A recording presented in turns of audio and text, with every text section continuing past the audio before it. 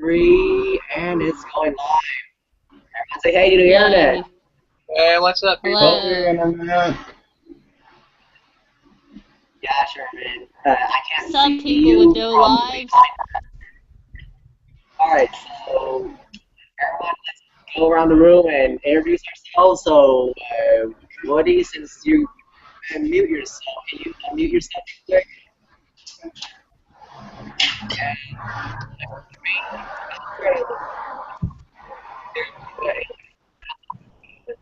Hi, I'm Andy, and I am the hostess of this show. That you guys might or might not have known me before. But the thing is we're going to bring up the concept of energy medicine because I'm not joking. I tried the energy medicine and it was awesome, but I have no idea how it works. So it is a time where we get to go look back and see how does it work scientifically in such a way that will benefit you. So that is a little background about me. And I do go to school, so a lot of these stuff are education-wise. So if you guys want to tune in with questions and answers, just go up on the YouTube link, and there should be like a Q&A section where you be able to type your questions that you have for any of our people on the show. And who wants to go first? Sherman, since there's background noise on you, can you please introduce yourself or the way others can? Okay, cool. Give me. Yeah, I can hear your voice loud and clear. Okay, awesome. Sorry about that. I was connecting my Bluetooth speaker to my PC. Yeah. Introductions, right? Oh yeah. Well, it's not called the ending. Very true. My name is Sherman. I'm 25. I am a truth seeker / shifter / natural citizen of the planet Earth. I've just come here to connect with fellow like-minded individuals. Next. I'm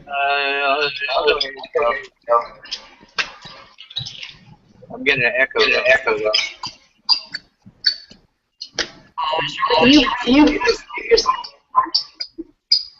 Sherman, you're echoing. There you go. Yeah, I'm Tony. This year I had my 20th, 24th birthday. I refused to get over 25. I'm a futuristic shaman wizard from the space quadrant 777. I like hermetics. I enjoy just learning about the people on this planet and what I can find out. And I enjoy balancing science with the spirituality of things. I believe the intuitive truths are proven by science eventually. Okay. Say hello, Corman, to our webinar, because seriously, when you say quadrant 777, that means you must be coming from somewhere. You must be one of those guys who heal people a lot. Apparently, that's what I've been told. Possible Corman, welcome to our show, man. Where about you, Woody? Yeah, I'm here. I'm Woody. I'm in Norman, Oklahoma, and I was born in April of 1943, so you can calculate my age there. And I just like things to do with the paranormal. I'm trying to develop the for lucid dreaming, and what I'm practicing for death, since let's say that's what dreaming is for. So anyway, I'm just interested in unusual things. Trying to learn to play clarinet too, but good luck with that. sounds terrible. Oh, that's cool. I will mute the microphone if I try and practice here, though, so you won't hear it. Okay. All right. So since we got everyone here, let's say go around the room and ask, like, start the discussion. What is energy medicine? Because half the time, like just what I just introduced myself, I always have that question about like, how in the world does energy medicine be able to heal you? You know, because like, of course, I know having faith is one part of the modality of healing, but how in the world do you heal from an illness like for example, cancer? I've seen cancer patients that just like all of a sudden they just like, oh my God, I felt like I don't have any cancer tumors anymore. And like a couple minutes later, they are actually verified by science that they don't have any. It's weird. How did that happen? Wait, Hey, Michael. Deanna, did you introduce yourself? Who, me? Hey, Yeah, people don't know who I am yet, so I'm staying anonymous until other people remember I'm here. So yeah, we're cool. Oh, okay. But thanks for asking.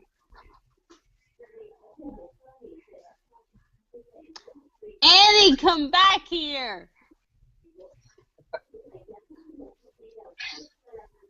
Okay. But Michael, you want to introduce yourself? Michael, can you unmute yourself because I want to that you introduce. Mr. Potato Okay, it Head seems like galaxy far away. I guess he's out of his desk. I guess we'll give him some time. There he is. Oh, okay. Oh, okay. Never mind. That explains it. Oh, okay.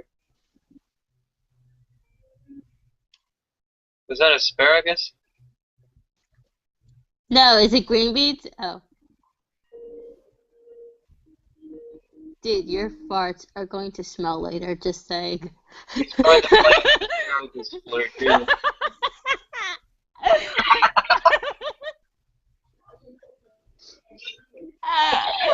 Don't ask how I know this. Speaking of introduction. That is something I will never get used Hi, to. Bonnie. Hey! Yay, we have more feminine energy in here. Yes. Thank God. Yeah, I'm kind of in the middle of like 10 things. For the first I might need to keep doing those things, but I'll kind of tune in here and there. When you think about this, it's All right, time so I use yeah, it. like we were.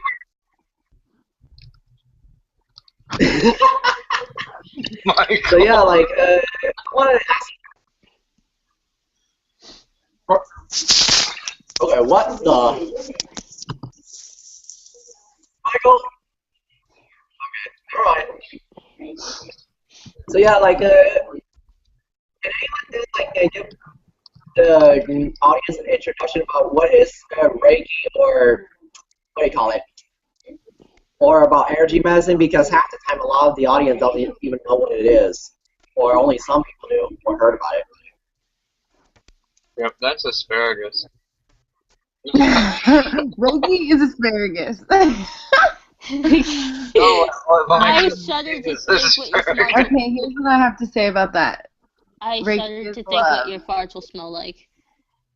Like I've known people that's to not fart much pretty love. gnarly. Did you hear what I said? Reiki is love. Reiki is love. Yes. Reiki is very hard to describe in like one sentence or even one paragraph, but I can begin to tell you about it. It sounds like an echo in my headphones, so hang on. Okay. Alright, so what about you guys? Like, does anyone have any idea about like medicine or any form of healing modalities that is similar to like Reiki or like in some of the shaman traditions that you grew up with? Well,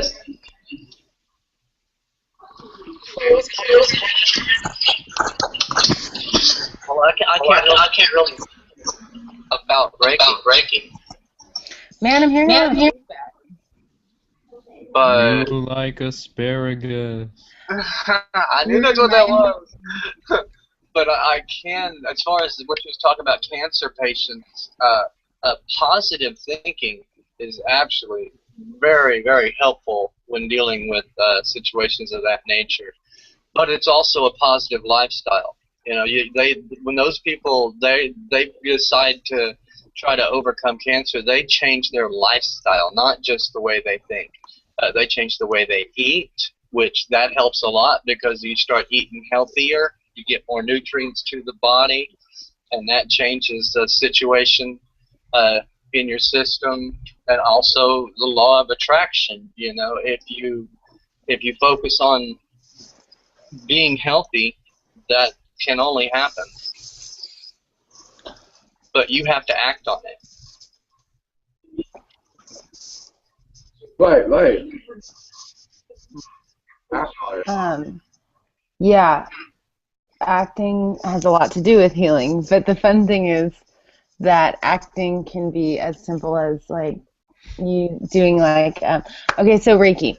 It's really just a Japanese holistic healing art form that involves touch healing, but it's also love and harmony. It's love and harmony energy that is sent primarily through the hands and through physical touch, but it can also works distantly, and it can transcend time and space. And it's really magical, powerful thing. So, yeah, that's the short answer of what Reiki is. Very good, Bonnie. Yeah, I like that explanation of it. I don't know a whole lot about it, but that totally like brings it to awareness to somebody who hasn't really heard much about it. Yeah, well, so it is a system. It basically aligns the chakras in the body. Once someone is a Reiki practitioner, they can give Reiki sessions to other people, or they call them treatments. I like to call them sessions because the word treatment is weird to me. But which is unless where you give them a treat. Oh, that's a good. Okay, Michael, I like that. Thanks for saying That's that. the way to do it. Yeah. It is kind of a treat, and so it's best to do on a massage table if you're doing a Reiki session with someone, and it's a series of hand placements along the meridians of our bodies, which basically help align all the chakras and provide a whole bunch of healing. And some people have really interesting experiences while they're getting a Reiki session, and some people see light, and everybody's is different. Some people don't have an experience while they're in a session. Sometimes they have it later on. But yeah, it's super healing. It basically just it works with our chakras, even though the system of lineage is from Japan, which doesn't focus primarily on chakras. So there's a lot of kind of mixed history of Reiki, and it's evolved in American Reiki to have many different styles, basically, but they all have the same core principles typically, and levels. There's levels. The levels are different in each lineage of Reiki, that depending on what you study or flow with. So yeah. Any questions? I actually have a question. I'm trying to keep from watching Michael eat. Go for it. Okay. I like questions.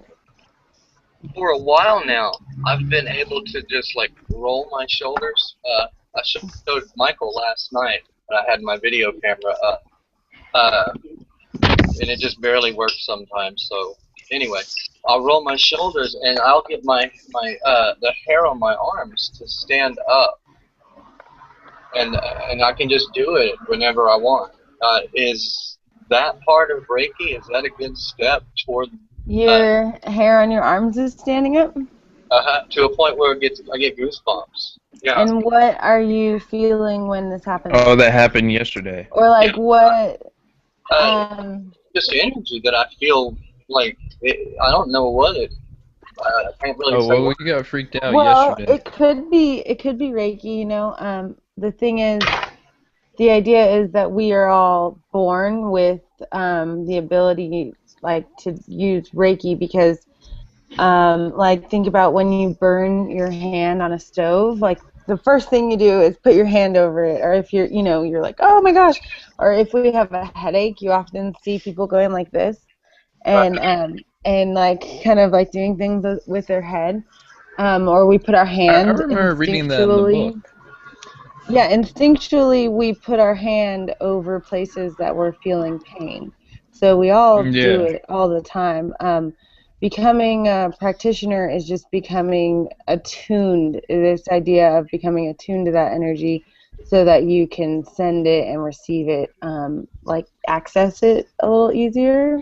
But everybody can do it. Everybody is, it's just, Kind of yeah. intuitive about it as far as being just doing basic Reiki, but not like the more advanced stuff because you have to be. Well, it's not even necessarily that. Yeah, it's like Reiki. The term Reiki is kind of the language for that phenomenon of self-healing, of touch self-healing.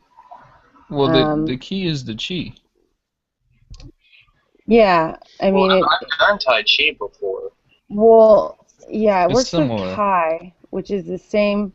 I don't see. I mean, to me, it's just all source energy. Like, in Mm-hmm. different cultures, call it different things. Like, some cultures call it Kai, some call it Chi, some call it Prana, some call it God. That's the first time It's just I heard like, it called Kai. that's what I said, Kai. Yeah, because Reiki is Rei means universal, Kai means energy. So A Reikai. that's why Reiki is, yeah, Reiki Oh, is okay. universal energy. Mm-hmm. It's what it means. The first time I saw that was... No, go ahead, Bonnie. I was just gonna say it's something that's a lot easier to experience, to feel, than to explain to people. And I like to keep it like a short answer, just like love, because that's really at its essence what it is. Um, and not try and confuse people too much in the beginning. But there's different Simple levels once you definition. become a practitioner, and each level has its own magical, wonderful, amazing gifts that can really only be experienced like through time, and Like in that space book that and talks things like about that. awakening the So I will Kundalini. say, if you are looking into doing Reiki, I would recommend definitely doing a class that is level 1, and then waiting I would do 6 months until level 2, but at least a period. I mean, level 1 is typically at least supposed to be 21 days. Ideally, I did like not know more that. than that. Yeah, and so a lot of people don't know that, and that's kind of what I'm getting to. And then level 2 can be, longer than that even, and level 3, like I was. And then different lineages have some combine level like 3 and 4, which are a little different, and some just have level 3. But basically, I believe, in all of my Reiki masters have felt like it's important to take the time to go through the levels. Nowadays, there's a lot of people offering like weekend Reiki workshops, and they might give you level 1 through 3 in like a weekend, or even within like 3 weeks. Get Reiki through the Um, drive-through. I got there's in just a under a month. lot to experience, and I actually had a discussion with my Reiki master about this today, because Michael and I are talking about doing an attunement, and I talked to her to get her opinion about like where we should start and stuff. But anyway, we can talk about that later, Michael. But also, I feel like there's so many gifts to be given in each level of Reiki that it's really important to take the time to go through the levels. Your body will, if you go through the levels very quickly, you'll receive as much healing as your body can handle at that time, but it might not be able to go from 1 to 3 in 3 weeks. It's just such a huge transformation to go through those levels, and so to try to cram it into 3 weeks is kind of, um, It's Maybe it was kind different. of overwhelming. Yes, our bodies. Well, it's not that our bodies get overwhelmed. It's just that they'll only take as much as they can carry, as much as they can, as much healing as is possible. And sometimes it's not possible to go from 1 to 3 in 3 weeks, you know? You So, basically, you basically so your have. body will just take, so it's kind of like you're not exactly, you don't get the gifts that are received from taking the time in each level. What I'm Mine were through distance, what I'm but I getting mean, from it was a very. I mean, he opening had been up. practicing for a long time. Well, actually, distance, I've heard a lot of good things about distant attunements. So distant attunements actually can work out fine and great. And my Reiki master, I've had 3 Reiki masters. One of them did not do distant attunements, and he was like totally not really down with it. But he was doing traditional Usei Reiki, which is more a traditional version. And then Well, I have my most of the sound. No, go ahead. Mine have always been in person, so I don't know exactly how it feels to do it distantly, but my most recent 2 Reiki masters both do distant attunements and say that they get great results and that it still works, the distant attunements, but they're still taking like long periods of time in between the levels, even though they're doing the distant attunements. That makes sense. One thing that Okay. I worked on in magic was circulation of the body of light, and it's a drawing. It is basically you're drawing energy up through your chakras and letting it circulate around. I guess it would be a toroidal field because it's like a shower type of situation where you draw that energy in and just circulate it. And maybe that's where I got to where I could raise the hair on my arms. But from what I'm getting, what you're saying, it's not like it's actual physical, but it's like almost like conduits, and you have to give them time to open up to allow more to flow through it until you're ready to go I on. don't exactly understand what you mean when you say it's not physical, but Well, um, conduits, just like energy channels in your mhm. body. Yeah, I yeah. wouldn't really say that they're physical, though. They might be. They, it might be your nervous system. I don't know. But yeah, Well, it works on the conduit. physical, emotional, and spiritual level. It basically hits all 3 of those. So it is physical, but it's It's all also, 3. but you It's have to all give time. You have to give yourself time for that, for to get used to that to flow. integrate that into your life. And a lot of people go through a lot of serious changes in the levels. Like, I mean, I won't get in necessarily to stories, but like things happen, moves, like suddenly things that will serve your highest good will appear in your life, and that means often that you have to change what your life is like right now. Oh yeah. So Hmm. to be able to go through all that is just it takes time to really be able to get the intuition down and just, I mean, I got my Reiki master level attunement not this most recent Not too Saturday, but long a ago. week ago Saturday. And so I'm going through, so for 21 days after the Reiki master level attunement, I do 21 days of self Reiki, and I'm on day 6 of self Reiki. And it's really transformational. Like I mean, actually, my life is amazing right now, but like, just I can feel a lot of healing going on, and it comes up in different ways, and it's just a really interesting thing. That's awesome. That's wonderful. And Bonnie makes this really good salad. I do make a kick-ass salad. So, like, here's the thing. Like, okay, here's the Yeah. thing that I like tried to understand for years is that I is it just had to true throw that that in there. Okay. But is it true that some of the symbols that you guys use in Reiki or in magic, it's somewhat more like what we call a placebo effect, where you're supposed to believe that No, it's something is not about to really the happen, placebo and then effect. it happens, right? No, you actually feel it. Yeah. okay, it's not the placebo effect. Traditional Reiki in Japan did not have the usage of symbols as they did eventually discover some symbols, but the symbols are more to help other people understand. It's really feelings. It's really how you feel that produces the energy. And so the symbols are kind of like a tool to help you feel a certain tone. It's really tones is what I'm trying to say, not feelings, tones. You could kind of So think to be about able it. to get the right tone. But the symbols are like gateways, you know? Mm-hmm. So some people who are really attuned to Reiki energy, or the people who first started Reiki, didn't necessarily use symbols, but they were feeling the same tones. So now we've developed symbols to be able to recreate the tones that we're working with in healing.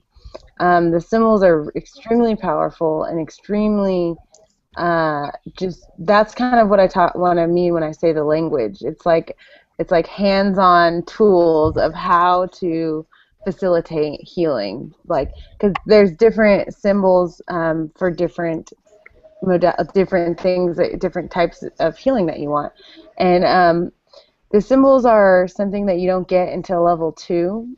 In level 1, you're just focused on self healing. And you don't in level 2 you get the symbols, and you're actually supposed to keep them like a secret. Like you're not supposed to show the symbols to anyone who's not a Reiki practitioner. And if you are a Reiki practitioner, like you're not supposed to go look up the symbol. You can look them up online, like they're there, but the idea is that you go through the 21 days at least of level 1 before the symbols are a tool for you, because you've already been introduced to the energy, and then now it's like, okay, now I'm going to work with it. But you've already felt it yourself for 21 days, and then you get the tools, which are the symbols. That's what you use for healing other people. But you use it for healing yourself too. But there's like a distance symbol, a love symbol. So I can tell you what the symbols represent, but I can't tell you the actual name of the symbol, like what it is, and I can't show you the design of what it is either. And Oh, like wow. things like in your bedroom, like you're not supposed to have like the Reiki symbols, like, you know, hanging on display. Like it's kind of supposed to be something that you don't show to everyone. Aw, You man, can really? still look them I up. did not know that. That's what I don't get. It's like, what part of the symbol is senior? Like, I mean, I What? did know, but when that chick put out that book, I mean, she just pretty much just threw all the Oh yeah, symbols in Diane there. Stein. Well, okay, Mm-hmm. it's not like it's that's like, what I. oh my, it's just that you are supposed to have been attuned to the energies. And Diane Stein, like actually in the beginning of that book, she says like this book is intended for people who have had an attunement, basically. And so that's how like it can get printed in books and stuff. Most Reiki books have some kind of disclosure statement in the beginning saying like, hey, get a Reiki attunement if you're going to read this. Oh, yeah.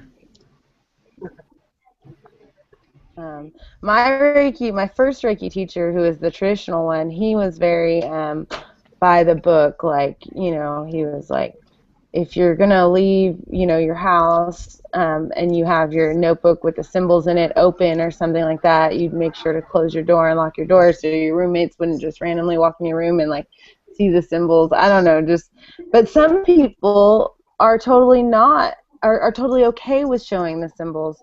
And so Mm. there's different forms of Reiki going on in Western culture, essentially.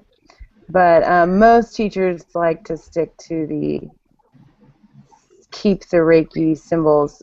It's really just trying to keep them sacred, you know, if they're like thrown around everywhere, and if everyone, and it's also a way of protecting them. I don't know if you guys have heard of the anakarana, but it's a symbol that looks like a swastika, but that symbol used to mean I can't remember exactly, but Yeah, something very sacred and harmonizing. It And used to then mean like Hitler came and took the same symbol and made it, you know, the swastika. So then we associated that symbol with something negative, and so we took the essence of that symbol from being something positive to being something that was used for harm.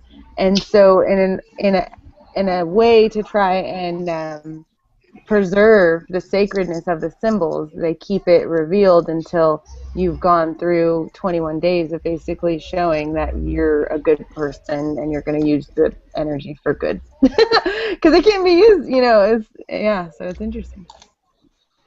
Mm-hmm. You touched upon the swastika, and actually, what I remember of it, it was used like way before as a symbol of life. Yeah, And, yeah. Fortune, I think. The flags, or the lines, I guess you could say, that extend out from the cross, was basically showing the direction of the spin, which was clockwise, and that's a positive direction.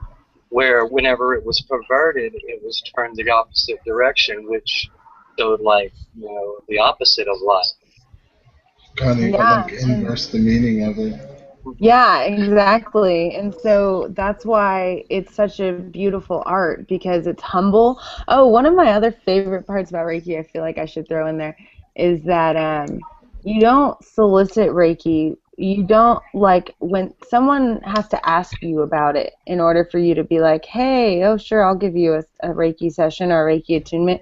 Like, if someone's in pain and they need healing, you can offer your services. You can say, I'm a Reiki practitioner and I, or Reiki master, and I work with this healing energy. Would you like Reiki? But and explain what it is.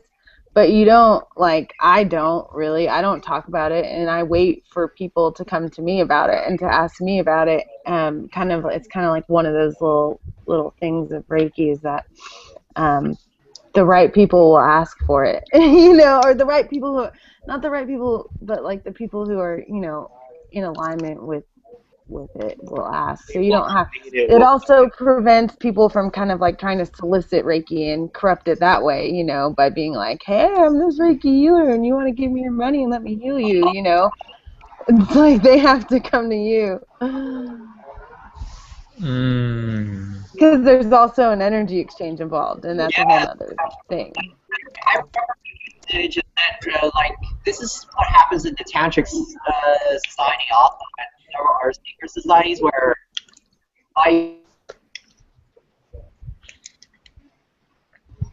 some people don't eat, like, if someone were to put a different collective consciousness that is, like, they mess up the whole meaning and everything, and it turns the whole conditioning on its head again. That's what happens. Like, I remember read about the history of the swastika and how you did talk about Hitler. I did came up with a little history about this guy named Hitler. Is that the reason why he actually spent way too much time like trying to conquer the world? It has nothing to do with the fact that he wants world domination. He actually just trying to satisfy his narcissistic ego.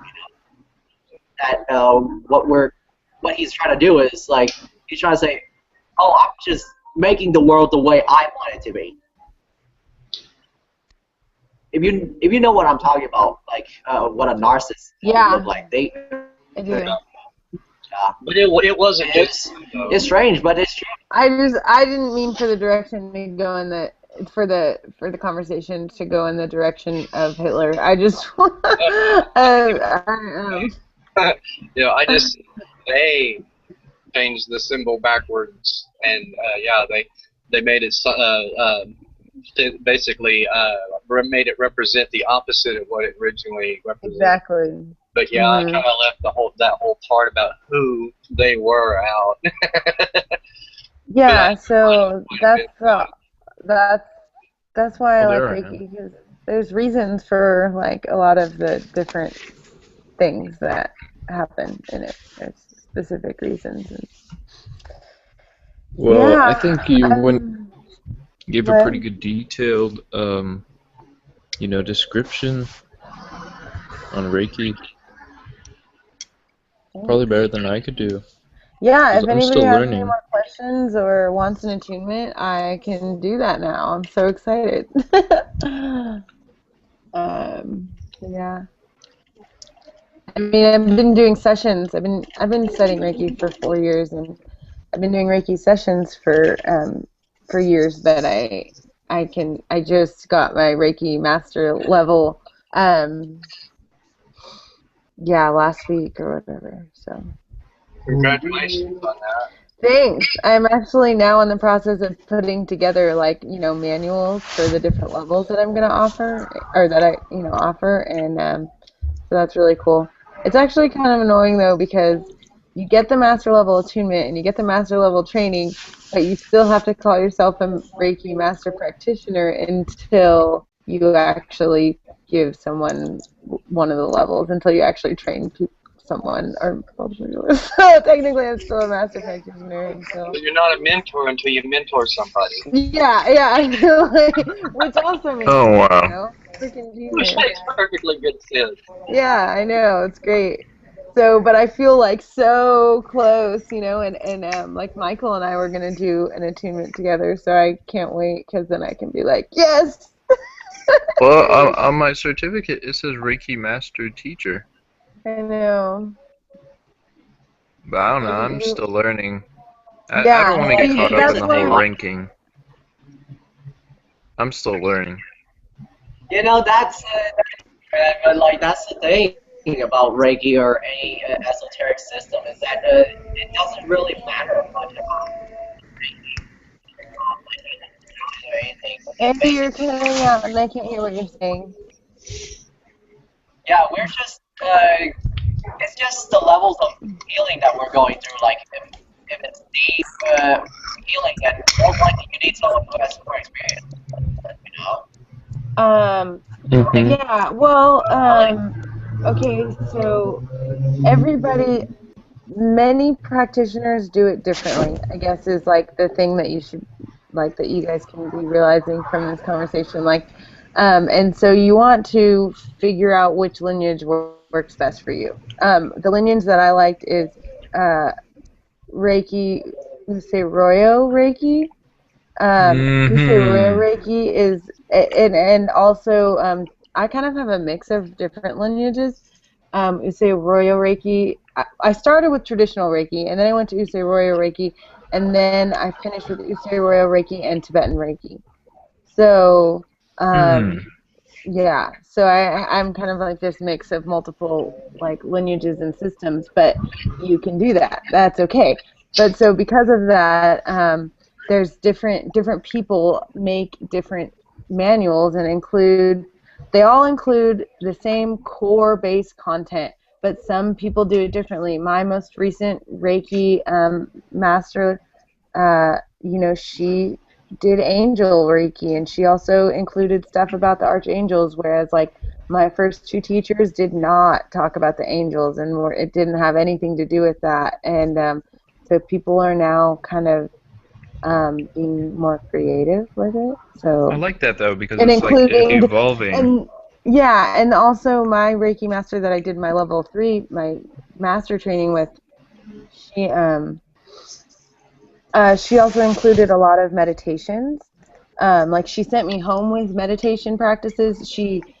Before I got my attunement, she gave me a bunch of meditations, and even during the attunement, we did like half the day was meditation. And my Reiki 1 instructor, we maybe did like a couple seconds of talking about our breath before had the attunement. You know what I mean? It's just totally, people are different, and they modify it to make it unique to them, but also what works best for them. And then so the right students who are attracted to that will also be attracted to their style of teaching. And so the cycle continues. But I would say watch out for those weekend classes or those 3-week classes or those like really quick, here, become a Reiki master in 3 weeks, that kind of stuff.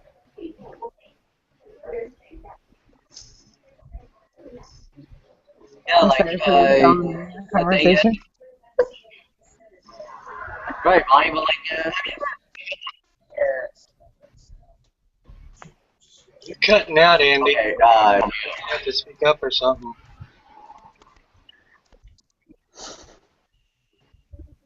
you know, I went over to Tibet, or some of the traditions that I went over on the monasteries. Some of them actually, instead You of went to giving Tibet? symbols and everything, they actually give you food.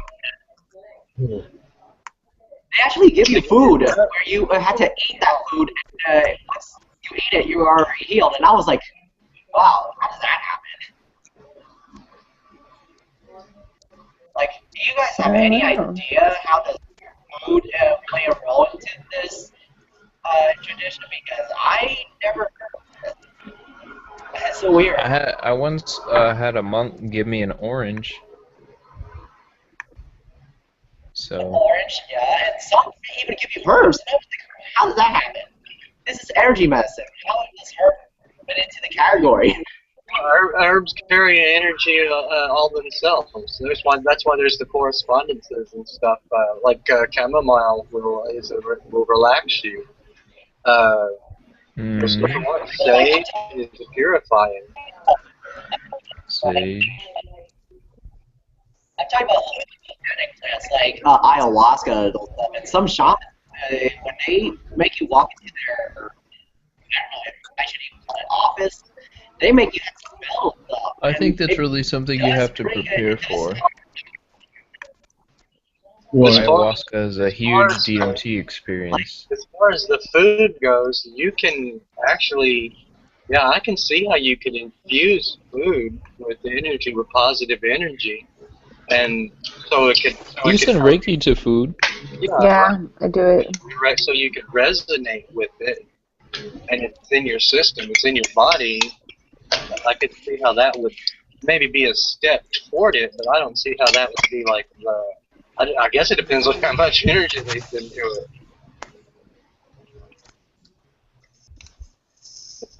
I like sending Reiki to my food. Oh, I should also mention, you don't have to get an attunement just to receive a Reiki session or a Reiki treatment. Anyone can get that without an attunement. You only get an attunement if you're trying to practice giving and sending and receiving energy. Giving and sending. Anyway, I just wanted to clear that up so people didn't think like, oh, I can't just go get a Reiki session unless I have an attunement. It's just that you can't go give a Reiki session unless you have an attunement. But like that's You the thing. can still send I wonder if to your food though. I think without an attunement. Yeah, I mean it's just love. Just not on other people. You guys ever practice? What about like? I even heard in Reiki or several other energy practices where you do get access to some of the deeper side of Reiki and like some of the esoteric, deeper nature of yourself. But I wonder how does that work, because I never thought of well, this Reiki is as something. my teacher used to give this Hey, Melanie. technique. Hey, fire child. She's like paused. My teacher gave this out. She gave out this technique on the show, and she said anybody, or he said anybody could do the. They call it palming, and it's also, I guess, as part of qigong. But anybody can do the Mr. Miyagi, where they just rub their hands together and place it on their eyes. Because you're not doing the symbols. Yeah, totally. Anybody can totally do that, and it's really awesome, and it feels really good, and it's super healing. Some people may already do that without knowing what. Yeah, a lot of people do it. Totally normal.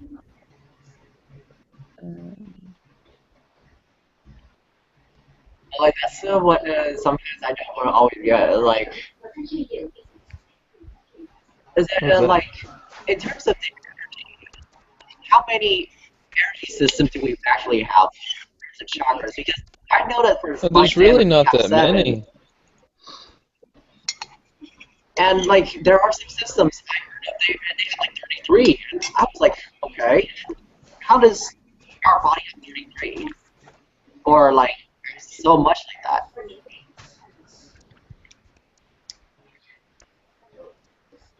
The funny thing is there's really not that many. energy systems. There's Reiki. There's Qigong and Tai Chi. I think there's a lot. Prana. Well, there is. Well, Healing. I'm just saying there's like you at least on Earth that I feel like there it's there kind is of all the same pranayama. thing. It's just like different It ways of is. using energy. I don't know. I'm Well, definitely of not like one course, of you those know, like there's I only do Reiki because I do Qigong and I do right, yoga. right, Like I right. like to combine. And I do a lot of breathing, which is more of the prana and pranayama. So I love that I live in a place. I feel like I am so fortunate right now to live in a time where I can study all of these things at once, whereas like maybe in past lives I was just in Japan or I was just in India, so I was only studying prana versus only you know what I mean? Like now I can do it Oh, wow. all. Yeah, I know. That's the beautiful thing, but it's just like everything's moving Like, so fast.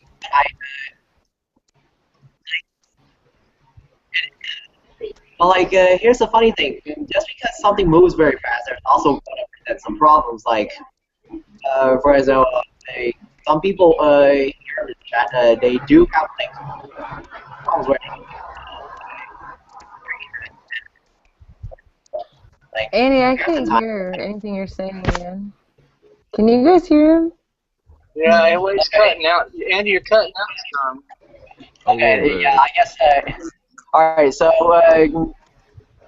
when it comes to these energy systems, I personally have no idea how in the world is that we have all access to these stuff. And then, like, alongside with the world that we're living in, there's so many people gotten to have like, tons of problems. Like, they are stuck in rehab centers. Some of them were being labeled crazy, and next thing you Well, know, they didn't like, get there by practicing the energy systems. like half the time, none of the hospitals even teach those stuff in No, behind. Right. because there's not science behind it. It's a pseudoscience. There's no way to test Reiki. There's no way to test a lot of them. Like It doesn't mean it's there's not real, though. the forms of measurement don't exist because what it takes to make science is concrete, physical evidence. A So good it's point. never gonna be in, or Well, maybe you can get hopefully it is empirical starting to be in evidence. hospitals like Reiki. People are doing Reiki Yeah. after surgeries and noticing a faster. There is evidence on that people after surgery can have a quicker recovery or experience less pain after surgery when having Reiki sessions True. immediately after surgery. I mean, a lot of people report pain and overall healing, so pain decrease. And there are studies showing that people will report a pain decrease after experiencing Reiki sessions. I think it is. But it's just No, not enough. I understand what that means, but I think it's Right. silly for people to call it a pseudoscience if it's as real as human beings. It just means You see that what I mean? there's not Well, like, here's a the thing, like, testable way to prove it. Right. You just have to. It's a sensation. Like, did You you have guys to realize? sensitize yourself to be able to feel. So here's the thing, guys. Like, have you ever realized that there's this one time, like, there's this one article where they said that this form of technology that was actually banned by the medical industry. It's called cryptography, where you're trying to like shine certain wavelengths of light into a plant, and all you have to do is just blanket them with different colors. On, like, for example, if that person got amputated their arms, next thing you know, some nurse, they just, like, there's no choice in how do we heal them. So what they did, they took this cloth, they just put it on where the amputated arm is, and then just, that arm grew back. And just, Okay, I can hear you now. like, that is just weird. Like, how in the world does that happen? It's almost like as though when we're exposed to light, we're just all of a sudden becomes nothing more than an octopus that can just grow back there. I mean, yeah. Well, you remember in Dragon Ball Z, Piccolo grew his arm back. Hey, so how are you guys doing tonight? Did you do a check-in yet? Yeah, but there's a couple of people that's joined. If y'all want to introduce yourselves. Does anybody want to do a check-in? I want to hear check-ins. I want to hear what's up in your world. Inside, can you please unmute yourself because we want to know who you are also, man. And you're calling Insect, people out. mine. Firechild. What's new in Firechild's world? All right, Melly. Hey, Hey. I just stepped in some boiled chicken that I gave my cat, and she pulled it out of her bowl. It's on the floor. Like, So, I don't know. I've been off Facebook for a while. Ooh, that's nice. How's that change? I found other addictions. Oh, really? Maybe ones that are more productive than social media? Well, Addictions or distractions? Social media can be addicting. yeah, Super one of addicting. the other Social media can be addicting. was actually a dating site, which I was on for like 3 days, and I was like, oh God, what am I doing? And then, I started building my son's fort, and been like cooking more and cleaning more, so that's good. That's good. I've been doing that more too. Sweet. Wow, you go, Melanie. You're going to be a great mom. It's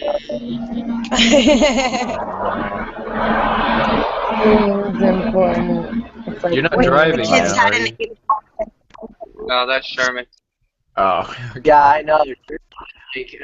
There's a lot of cars coming by his house. And I was like, oh, welcome, coming in, man. Oh, that's how it always is. I think Sherman lives close to a highway or something. I had a freaking awesome weekend at this. It's called Authentic Relating, and the weekend I went to was Authentic Relating Facilitation Training. And if only I'm gonna find some of the. We play games, and like you basically authentically relate, and it feels really good. It's really awesome, super healing, and I need to try and figure out a way to convert some of them into like internet style, so we can like try and play on Google Hangouts. But most of them are like, your games that you need to be in the same room with people to be playing. But it was so magical. It's just like connecting with people about being human, what it's like to be human. But super healing and supporting. I grew a lot. I think I'd see you get into a relationship soon, Bonnie.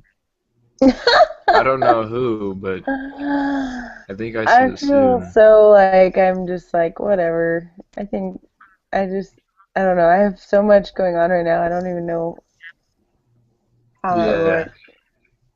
I mean, yeah. I don't know when. Michael, I'm just maybe saying. that could totally happen.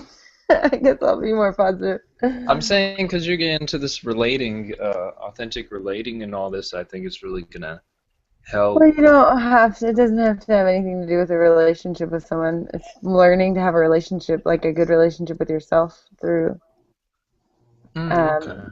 getting recognized by people and recognizing other people and staying in the present and talking about how you feel in the present and different things that come up and just a lot of meta communication, which is communicating about a communication interaction. So yeah, and just telling people, talking to people about what comes up for them when they see you or when, a lot of eye contact, a lot of deep eye gazing things in games. Wow. Yeah. I think it can actually be pretty. You can get a lot of information Let's by see. looking into Oh a person's yeah. eyes. What have I had done in my life recently? I would have to say, well, Michael knows about this. I've been working on that one song. Listen, I got the riffs down for it now. Of course, I got drunk with my brother the other night. Yes, he did. Yeah, I got wasted. Oh my gosh. But it was only once a month, and it is a bonding thing, so it's all good, and I can handle Even though he was throwing up. it. And I did, of course, I was going to save this for tomorrow night, but I did the homework for Merlin's thing. Woo! How was it? Well, I went to the lake. I remember we was going to go on a trip, so we went on that trip and went out to the lake, and I picked up some little clamshells that they could use for like bowls or cups or whatever. You know, just something that's not around here at all. So I gave that to them as a gift.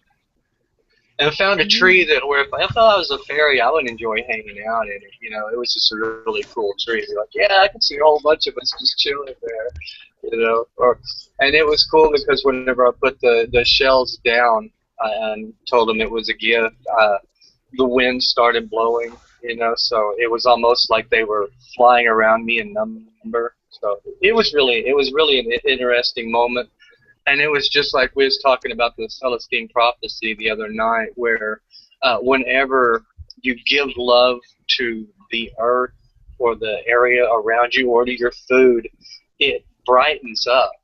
And that's what happened with the whole backyard. It just got a lot brighter and a lot greener. And you could definitely, it was a magical moment. And it actually changed the atmosphere. Just speaking to the fairies like that actually changed the atmosphere of the backyard into a magical place. That's what it does, see? Yes. Well, same thing here. Like when you That's exactly what I wanted to happen. like that's exactly. Did you see them? I actually don't, but like here's the funny thing, Michael, is like Did you see them, Tony? Hang on, Andy. Okay. Did you see them physically? Not physically, but no, I could see. But like, you felt them around you. Yeah, I felt them around. Okay, what was that particular sensation? Just, it was almost like, I'd have to say like being a kid again, like 8, 9, or 10 years old. You know, to where you was for the most part. If it almost feels like, I don't know how to describe it, like, have you guys ever seen the movie When Chuck Met Chuck and Larry? I've seen some of it. Okay, there's a scene where they go into this club, and it's like, you know, there's a guy in there with wings on, and then David Spade is like shaking his behind to some music. He thought it was a girl, and then found out like, oh shit, that's a dude. Oh. Do you know what I'm talking about? Vaguely, yeah. The feeling is very much okay. It's not like a club in that sense, but it's very. But it's okay to happy. Kind of thing. Yeah. Yeah, it's very happy. It's like party, almost like not like Studio 54 or something, but like a party, happy vibe, and that's how you know you did it. But pretty much almost, you know, like being a kid again. Yeah, pretty much. It's kind of hard to describe the feeling, but I'm really happy that you made better.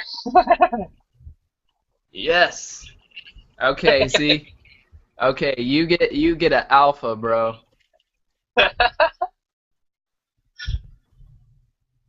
A+. I mean, but actually, it's still, it seems like we're way off topic, but that actually is a healing energy because it does take you away from the mundane and into the more magical, and gives you more, and takes you more into the awareness that there are more things possible than what people perceive. Oh yeah. I don't know when science will ever get into fairies, man. I think quantum physics. Like, If they can't figure out Reiki, then I don't know how long it'll be for. You have to give them time, but eventually they'll find out. Quantum physicists are beginning to study like a quark and all that, and they're beginning to get ideas. Yeah, go ahead, Andy. well, like, What that's was the your thing. question? Have you ever noticed how, like, like when I like science, how they can demonstrate how light can be able to heal you. Like if you have like what I mentioned earlier, where there's this one person that I heard in the history of medicine where they amputated parts of their arm, and a nurse just came by, just set good intention to that particular area. Oh, you're talking about regenerating. That pain miracle. Oh, this like, is the same question you asked If earlier. it's that Oh, yeah. regenerating, like that's how powerful energy medicine is. Well, Yeah, And what I don't get is that if science can be able to prove, that's what I don't get is how come they cannot prove. There's work with stem cells, Here, River. and that's pretty much what we have. All right. We don't know humans. But like, here's the thing. I don't know if they're at that part of evolution where if they lose It's an about arm, they can like the energy. pop out another one. Well, your energy field's a lot stronger than a lot of people give credit for. Actually, what Andy was talking about does remind me of a story I heard. I don't want to get too graphic about it, but the guy lost his leg in an instant and continued walking because he didn't know his leg was gone. Oh. And he was just, and he come walking up, and somebody looked and was like, they didn't see how he was walking because he only had one leg and no crutches, but he didn't realize that his leg was gone, so it didn't even occur to him, that he couldn't walk. So he just kept the energy signature is still there. Yeah, the energy signature was still there. He believed it. He didn't have any reason to not believe it, so he continued to believe he had both legs. So he did, in his in energy form, to the point where it was strong enough to hold him up. So yeah, there is, and of course that if you maintain that mentality, I don't see why you couldn't rematerialize that leg. Or that arm, as he was talking about, Andy. I mean, it's against I wouldn't want to be in that situation to try it out, but yeah, I hear you. It might be against science as it's currently understood today, because I'm always saying that science is relative to the information we have at the time. But yeah, I mean, it's quite possible. It's kind of ahead of its time. Yeah, it's something that I believe is not necessarily impossible. But these are ancient. Right, but like... Yeah, it might be improbable, but, it's not... I don't believe anything's impossible. It's not impossible. Human beings have the ability to bilocate, and they're able to connect with telepathy, and that's been proven. Oh, yeah. With the telepathy. They've done blind tests on that as far as... where they do like symbols and cards, and they can tell people. And of course, not to mention what do they call that? Remote viewing, which basically is what you're working remote on. viewing? Clairvoyance. Yeah. Yeah. Yes. They hire, like, even in certain things. I don't say the FBI, but they hire certain psychics in order to, and sometimes astrologers, to help figure out where a person is, or military, at where least, this happened, or where this was. The military at least used to have a division that's what they specialized in, was psychic remote viewing, trying to find Russian bases over on, and they were for the most part fairly accurate, and they verified it through physical means afterwards. But they were completely right on, and there was some of them that was really good at it. There was and into another field of it. There was one woman that wasn't only a good remote viewer, but she could actually like move objects inside a glass without touching it, telekinesis. So yeah, all those things are just stuff that science hasn't caught up with that will eventually. I don't know how many thousands of years it'll take, but I think quantum physicists have a good chance. They do. From what I saw and what the bleep we know, they're there. Yeah, I totally agree with that. Yeah, especially Nassim Haramein. I think he's really on the right track. I think it helps understand this magic in greater detail, because I mean it really is. Oh yeah. Quantum physics and metaphysics are pretty much the same word. For the most part, yeah, it pretty much is. Quantum meta. Well, yeah, it's just that, I don't know. It's going to be interesting. I think they're going to have to, in order for it to be included under science is going to have to change. I think it's really prominent what Tony had said about how science is always relative to the information we have at the time, because information is constantly changing and we're constantly gaining more information. And it's funny, with every generation that comes, it's almost like it's easier for them to accept new information. So the old standard way of being is usually first opposed, violently opposed, then generally accepted, and then everyone who didn't accept it, initially dies, and everyone who grew up with it just accepts it. And that's usually how some of those things tend to go about, as I've seen. True. Well, that's just like the speed of light. I mean, many times you look at recorded the speed of light actually changing. Yeah. 3 that I know of where the speed of light isn't constant. So that actually throws off a lot of universal equations. Oh, definitely. If I can, it's funny, but it's well, you look like that's. Mm-hmm. Like, that's the thing, but like that's what many people don't get about science, is that how come they can prove that quantum mechanics exists, or they can prove energy exists and all those stuff, but they can't prove how Reiki works.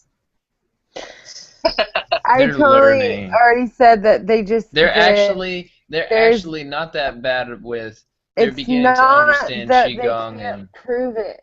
It's not that it's that the system that defines science requires. Well, it's Western science. Visible evidence requires something that can't be produced with Reiki. I mean, I see light all the time when I'm doing Reiki, but I don't know if someone was watching me do Reiki if they would be seeing light. You know what I mean? Like, there's everyone's perception of it is different. There's no way to test how or what level it's affecting someone, because I believe it's affecting people on a mental, physical, and spiritual level. So like emotional, physical, and spiritual level, and I guess I'm calling them emotional, mental, but so how do you measure that? You can't go back and people, like, I gave a Reiki session today, and the woman was talking about past life, like seeing faces and things like that. People heal even like past lives through this stuff, and like that's the beauty of it. There is. I don't know if I'm getting. How can you test that? How is that? How can you go, oh, this is science? We went back and we checked that this person had this experience in a past life, so therefore this is. You know what I mean? Maybe it's not meant to be tested. Yeah, because it's spirit.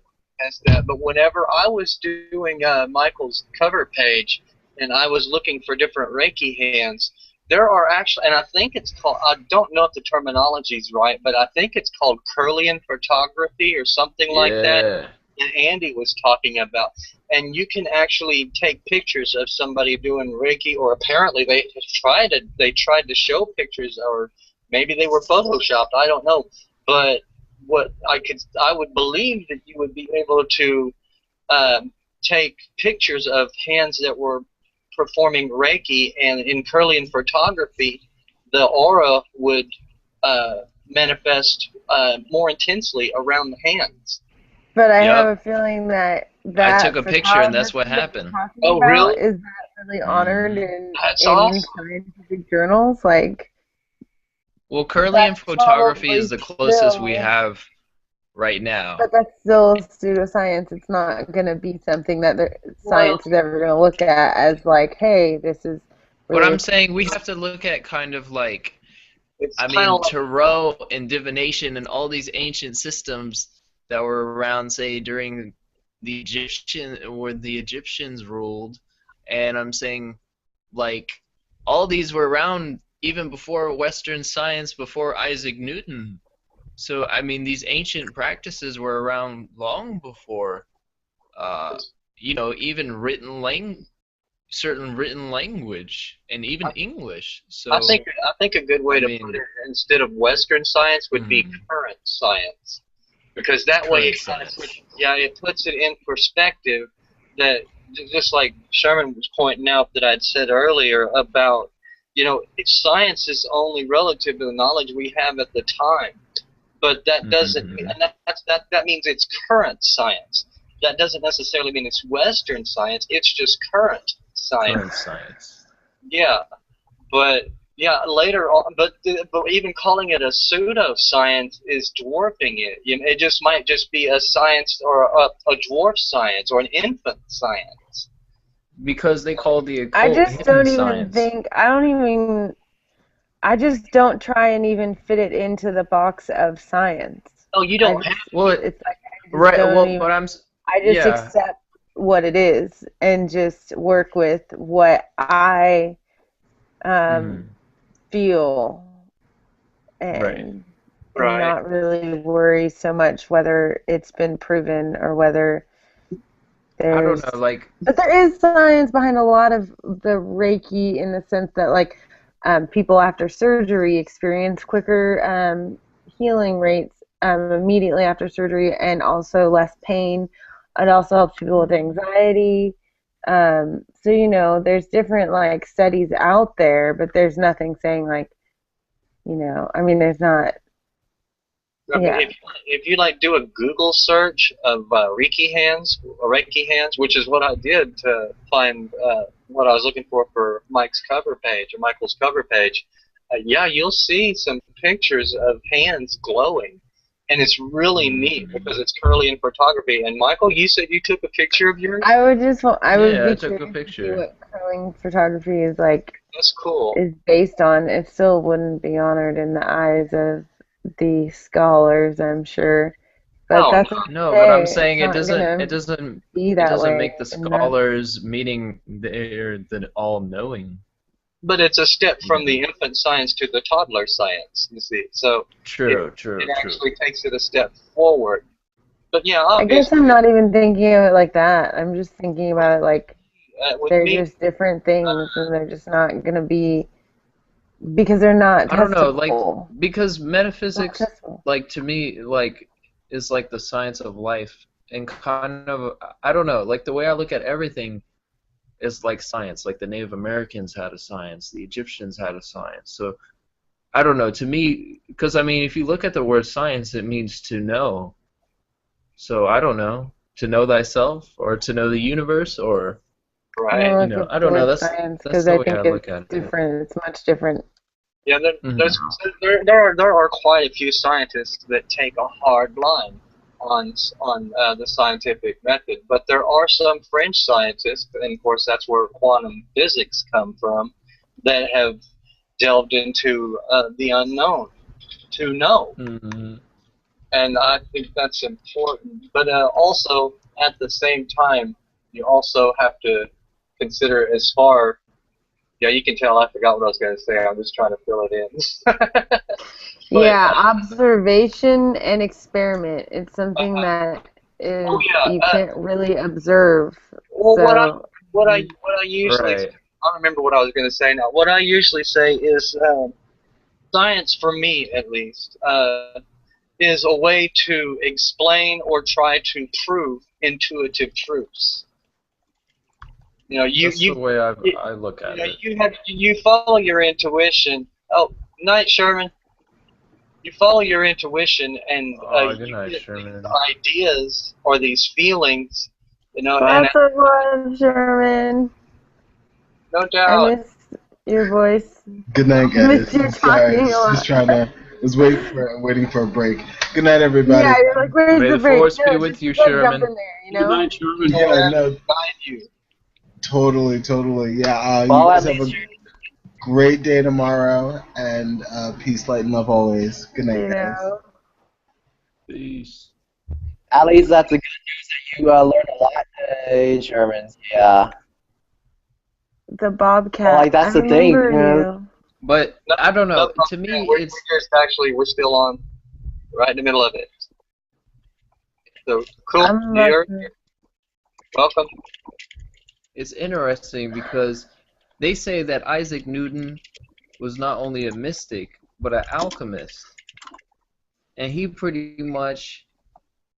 I'm not saying he originated the idea of science, but they found out that he was practicing alchemy. And he was a high-level Rosicrucian, Isaac Newton. Well, one This was thing in the about 1700s. alchemy, I don't know if a lot of people know, as current science, which is there I go again. It doesn't practice the same thing that alchemy did. Now, quantum physics is just recently coming up with the whole idea that consciousness affects matter.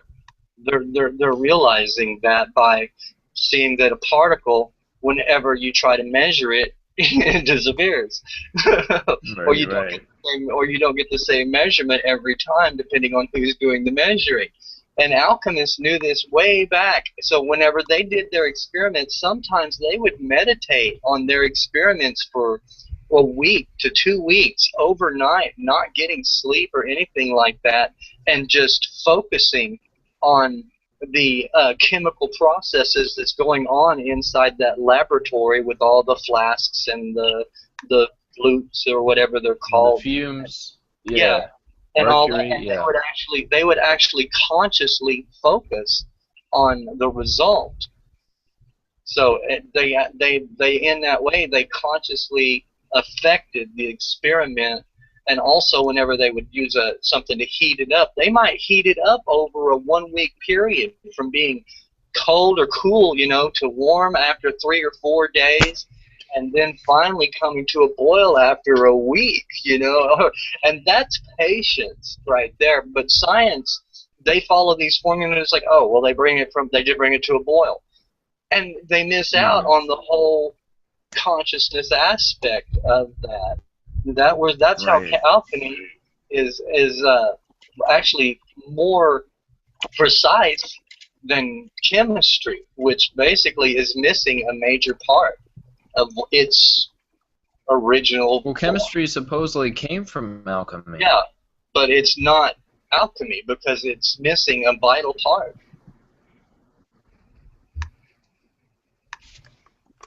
And that is consciousness, and realizing that consciousness affects matter. So, like, with all and with all the great minds, say, historical great minds of Western science. I mean, you can read kind of the surface level stuff of the great stuff they did, but how they did it, and all these great inventors. Almost everyone that you look up either comes out with a channel or a dream or mind exercises, that, as Albert Einstein calls it. So these people were genius, but they were super eccentric and definitely into I don't think they were practicing Tai Chi, but they were into some form of intuition, maybe. The intuition, Michael, like, or you know, some form of mysticism. yeah, like, did you guys Especially Carl Jung. realize that there's a yeah, Michael, when Say you it again, shared bro. to me this one quote, I don't know if you guys, it said there are two types of genius. One is the original genius versus the magician. The original one, it's like when you look at an original genius, you'll be telling yourself, okay, if I were to be a little bit smarter, I would be able to figure out whatever he's talking about. Versus the magician is like, I have no freaking idea who this guy is, no matter how many times I'm trying to get smarter. I just feel like we're always going to be behind this guy. I missed that last part, Andy. I missed that last part too. Well, like, that's the thing. People don't get is that there is, when you meet a magician, you guys will notice how he would say, okay, I have no idea who the hell is this guy, and like, this guy will be a mystery no matter, based on my own efforts. Well, a lot of times That's what, like, when you meet many a scientists just don't get. you might not even know they're a magician.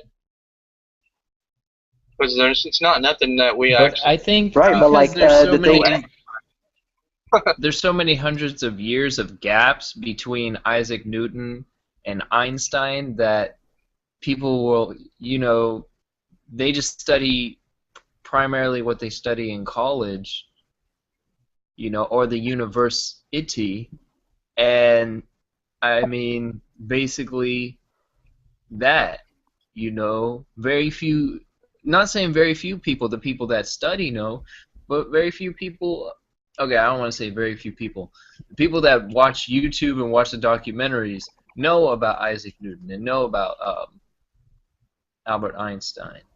Mm-hmm. And supposedly he was one of the greatest scientists. Or physicists, yeah. But certain things he kept to himself so he wouldn't be the laughing stock of the scientific community. Oh, yeah. I mean, there's a saying that Albert Einstein did is that he wanted to do a normal routine, like get a job and do something, not because he gave a fuck about the job, but because by doing this job, it would help spark something in his mind, so he could get like that great Big Bang or that light bulb moment. Supposedly E equals MC squared. Inspiration. Yeah. Just So sometimes by walking like, out. that's, I'm saying is we only have what we've been taught in textbooks, but I'm saying if you were there with the actual people, Isaac Newton and all these founders of Western science, I'm saying these people were pretty eccentric. I mean, Oh yeah, yeah. They had secret libraries and stuff like that because the kind of books that they had was illegal. If the church found out about them, you know, they wouldn't be around after long. Einstein got mad at his friends for sleeping around with people, or no, not Einstein, Isaac Newton, and he was pissed at them and was like, "You're not leaving this room. We're gonna study some shit."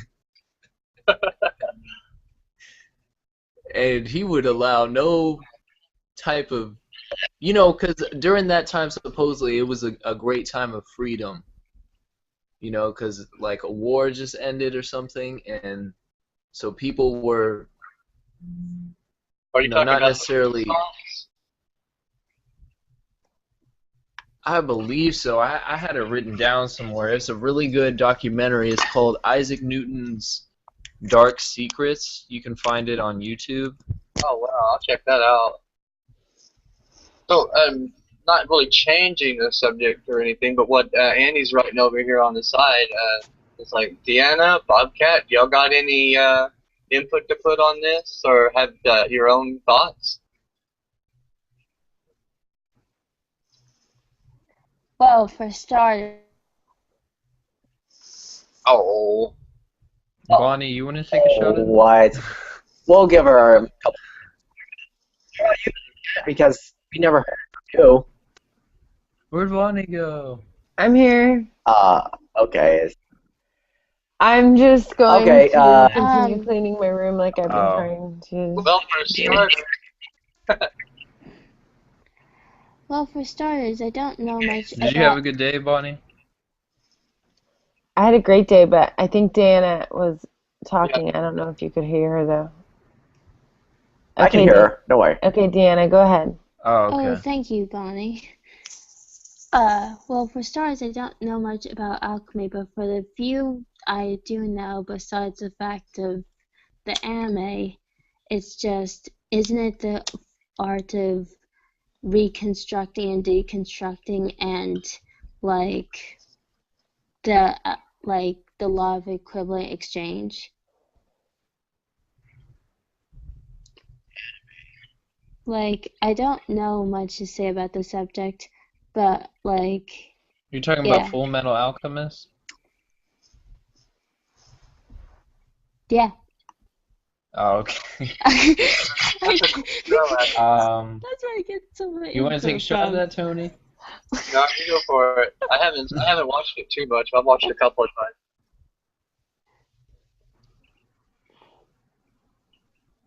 But what did you did say, Deanna? I've gotten so much. What you brought up is similar to what in what we call the airbender, or what we call the architect. In mystery religions, they would actually like use a personified version of an energy that you want to put your into, and then after that you just like connection with it. They're in the. Oh, sorry. Hold on. Oh, sorry. Oh, is that your brother? Yeah. So yeah, like. Nice to meet you, man. Hey. Well, it's okay, but like that's the thing. I have the definitions. Because I'm just that wordsmith. Let me look it up. The funny thing is I probably have this written down a couple times. The same definition. Alright, let me look in here. About anime, Michael, because I really don't know. Oh, you know anime, bro. Or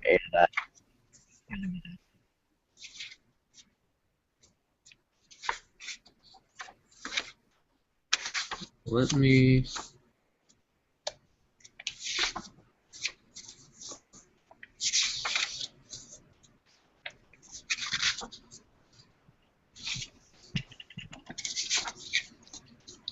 Work.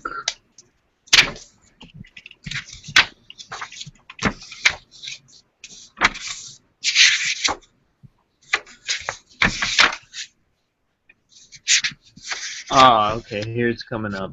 Algebra, alchemy. Okay. Alchemy. Coming from Old French, spelled A-L-Q-U-I-M-I-E, from alchemia and chemia, the name of Egypt. Confusion with Greek cheo gives alchemy.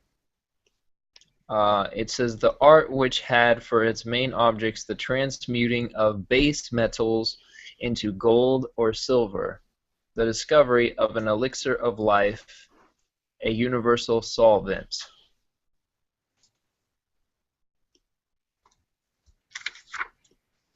Alchemy. But you also have to consider that as being not exactly what it says on its surface, but what does that mean? Like, because it also has a spiritual meaning too, that they hid Right. stuff because of the church. Not that I have like bringing up anything against the church every time I say it, but it's the truth. That's what happened. They had to They hide. messed a lot of things up. They had to hide a lot of stuff because of the situation that they were in. So whenever it says from transmutation of lead to gold, it's also talking about like Bobcat was Like saying, water into wine. transformation of the soul, of consciousness into something lower to something greater. Or they say, when life hands you lemons, make lemonade. There you go. Yeah. But it's also, that they were very well versed in hermetics too, so they knew about the whole vibratory rates that it's constantly referred to in the consciousness shift hangouts and stuff, as far as focusing on the higher levels of consciousness, and that in its form is alchemy. It's a spiritual alchemy of transformation. Whenever you focus on focusing on love or focusing on joy, to rise your level, your spiritual vibration up to a higher vibration, a higher aspect of existence. Okay. So yeah, in a sense, that alchemy was also symbolic of that. Mm-hmm. Well, I was implying that, but I was just given the Webster's dictionary. Webster dictionary. Well, that's the thing. Smart guy, like, for example, alchemy is very good, but the thing is, like, how do you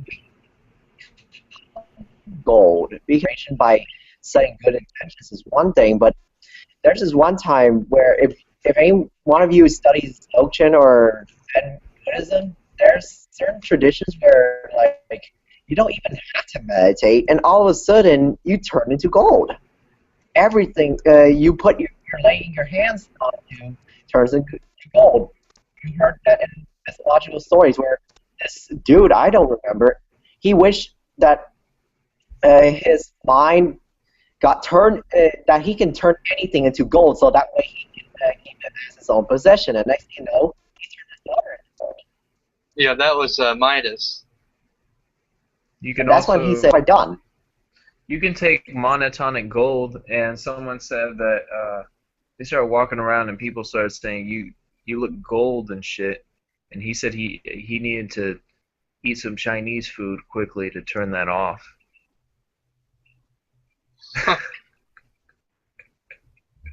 But it can happen, you know. Like monatomic gold is very good at detoxifying. Yeah, but like how does that happen? Like, you didn't even practice meditation, you didn't even practice saying an intention, and yet you're still producing gold. Like, and some of the things that you said, Tony, about alchemy is that some people are like that. But like, how do they do it without even trying? Naturally focused.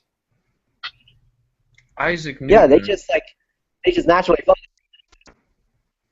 He spent a long time working, and they said he actually had like a breakdown because he was exposed to a lot of fumes and certain things while he was trying to figure things out. But what I remember that in one of the what was said is that the whole alchemy, the Philosopher's Stone, is not really it can be. At the time, it probably was. They were looking for a physical, like an alloy or turning something physically to gold. But what they were saying is actually basically to get inspiration, and this inspiration you're looking for inspiration. This inspiration bubbles in you, and it's this creative bubbling process until something comes out of that, and that's what they said the Philosopher's Stone is. That's cool. I had never heard that, but that's really cool. And I totally understand what you're saying. All right, Michael, can you explain to the audience? You gotta check out. I'll give you guys. It's a really good documentary. You'll probably understand this whole thing where I'm talking about. But in the 1700s and the 1600s, there was no differentiation between science and magic. This is just what it was. You could check out this documentary. It validates everything I'm saying. It's called Secrets of the Occult. One says the magicians, one says the scientists. So one gets into Isaac Newton and Einstein and all those other motherfuckers, and then the other one gets into the magicians, which is basically, you know, Aleister Crowley, Madame Blavatsky, all them.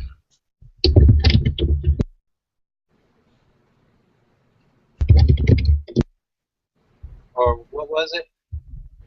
It's called Secrets of the Occult, but you could type in the magicians. I mean, they got people on there with PhDs, so if that doesn't validate it for anyone, I don't know what will. Well, just because I got a piece of paper don't mean nothing to me. No well, offense. True. But some people think that way, so. Yeah, that's true. You know, but but did you find it, Tony? Oh no, I think Andy already watched it, but I just typed it on my list of strategy list, as Bonnie calls it. I do like that though, better than things to do. But yeah, it actually, whenever we are talking about alchemy, and it doesn't seem like it's a healing. It's even on topic as far as energy medicine. It really is, because you're becoming a better person in the process of this transformative process of the dross to the ideal, from the lead to the gold. We'll get into it in Merlin's Mystery School, because I had this light bulb moment one of these days when I was watching a bunch of these radio shows. This was in 2013, I believe. And then I got what they were talking about with alchemy. And what I really got was, it was pretty much brain chemistry. And we'll get into it. I didn't want to take people to the dark side yet in my classes, because I didn't want to do it in the second class. But it's gotta like stay on topic and not hijack Andy's hangout. You know? Oh yeah. Well, see, what I'm saying is, what you'll do is, we'll get into it. We'll get into the practices where you get a good amount of serotonin flowing, and then that'll turn into melatonin. And then you do meditations in the dark, and your intention is to get the DMT. So there's a formula: serotonin, melatonin, or you want to get tryptophan, because tryptophan's a precursor to serotonin, the melatonin, and then to dimethyltryptamine. So you see, it's an actual chemical shift. That's cool. I never considered that, actually. That's the first time I've heard of it. I really like that. So we'll get into it. We'll save it for one of these shows. All right. Seriously, Michael, like, did you guys notice something really odd when Michael said about, like, how our bodies, like, when we consciously shift from, like, using serotonin in our body to like DMT, like, did you realize there's like a hierarchy, just like that? It mimics that of the mystery schools too. Like, there's certain levels where you're going to be learning how to get access to certain things. Like it mimics the body also. It's funny, but it's true. That is a cool point. Actually, I hadn't really thought about it whenever Michael said it. It's the first time I considered it, and then you piggybacked on that about how the different levels of the schools they actually coincide with that. So yeah, that is pretty neat, actually.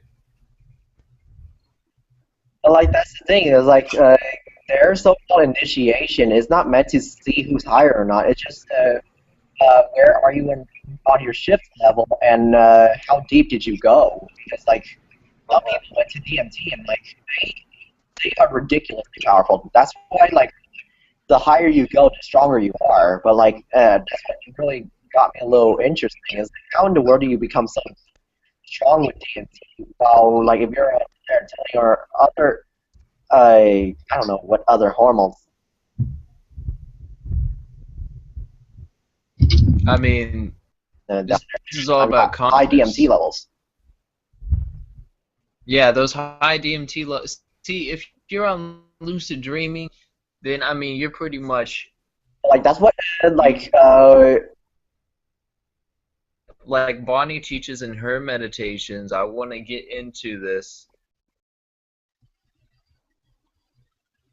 Not necessarily going on a journey, but what you're doing is actually everything that Bonnie teaches in her meditations exercises the pineal gland to be able to work more properly. But if we work with this like the way I want to work with this in this mystery this mystery school,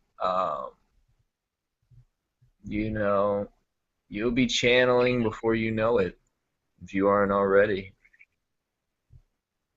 Well, exactly, Michael. In fact, did you realize, like, girl, we couldn't get much higher. Yeah.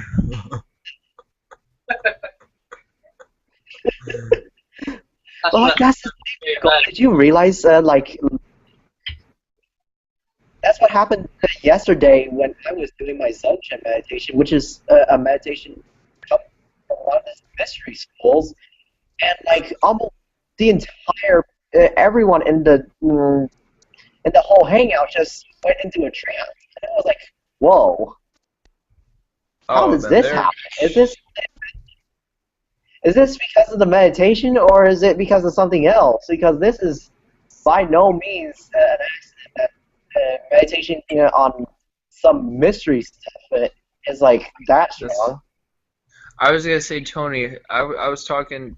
Yeah. Well, it's interesting that you say that, Andy. I was gonna say, Tony, that my mom brought this up today, and she's like, "You should make like a little PayPal account to like just get like receive something from your teachings." And I was just like, I don't even know if I want to do that. And she brought it to my attention. I don't know if you guys because I mean I'm not going to ask for a lot for Oh yeah, but I mean it is your time, you know. So like I said, I do believe in an energy exchange, and I will be able to. I'll do what I can do, but How much would you say would be like for a good donation? Whatever somebody's willing, feels like donating.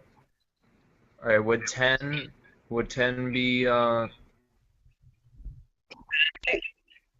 It really just depends. As far as I was concerned, I would just set up a donation account, and whoever wants to contribute. Or what we could do is just whatever people have that they can give. Yeah. That way, it's not a set. Yeah, that's right. It doesn't like.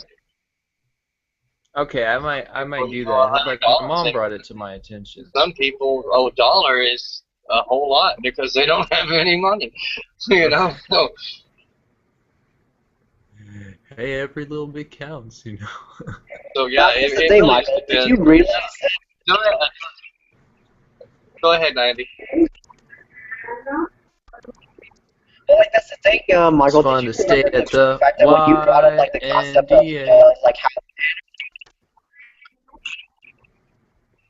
how energy can be exchanged, like from person to person, not just simply through like simply through person to person, but also through money. You know, like what if like we can be able to not only let them pay for our service according to what they can give, but also you guys can also let them serve you, you know, as part of this exchange of energy. Well, Because what that's I the only noticed is that reason if we were to I let thought about it. for you, they're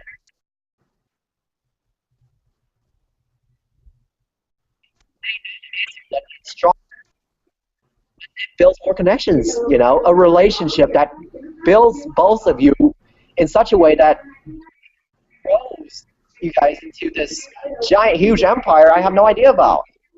I've seen relationships We'll be the that rebels. just because you create a mutual, just because we create a mutual relationship, next thing you know, The Republic. Miracle happens. So, any ideas about that? True. Like hiring people my to work for idea you, was that or volunteer for you guys? that I teach in the teachings that I teach in the class, I want them to be of such higher value than any monetary thing that could be given. And that's really my idea that's really what I want to give. Because, as you know, I really don't care about money. The only reason I say that is because to live in this dimension, on this planet, that seems to be the shit that allows people to live.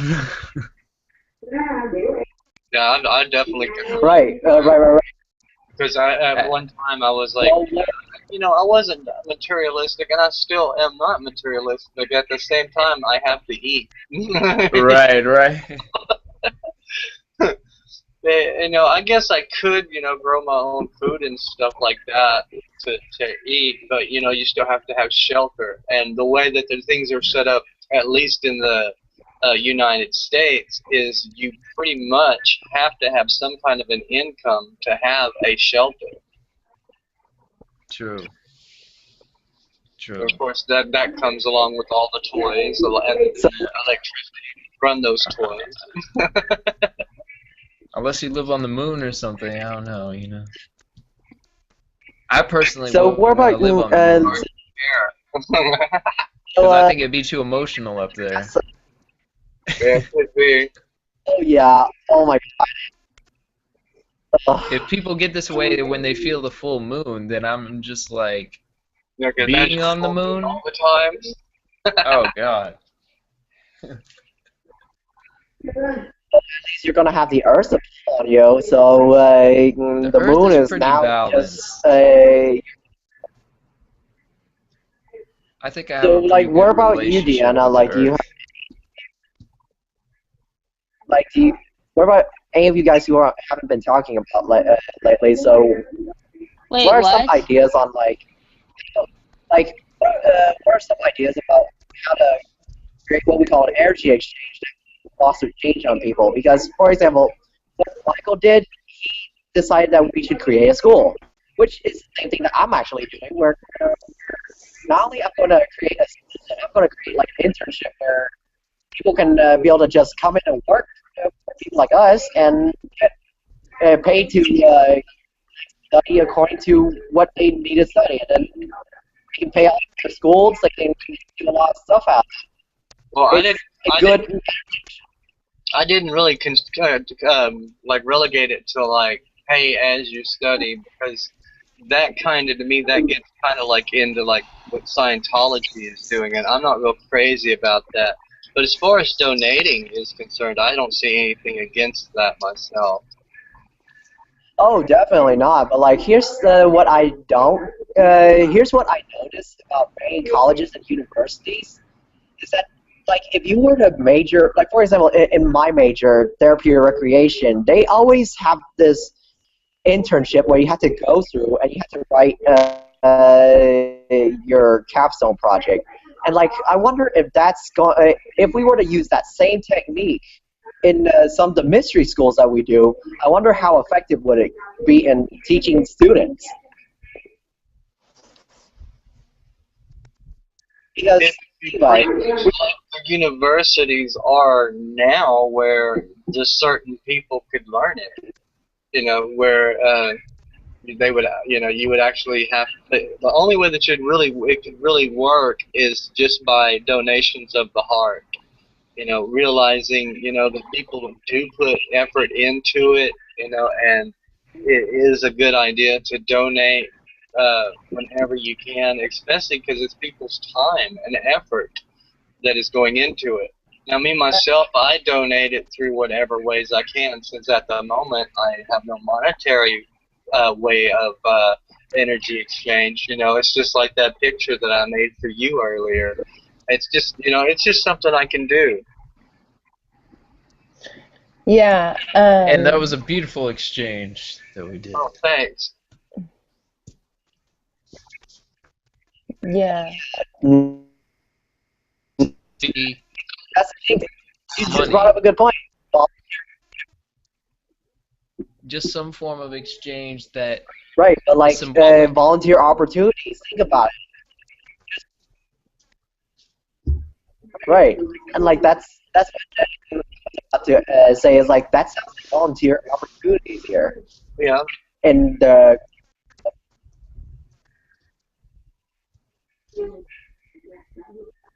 it's just like with paradigm shift. I really can't donate to that, but at least when it comes up, I'll share it with my friends, and maybe they can donate. But at least what I'm doing is my part in at least sharing the link and getting the information out there to people that it might not have gotten to before. Right, and like what I was about to think is like if to create a business, we need to figure out how in the world can we be able to like invest in what I realized, if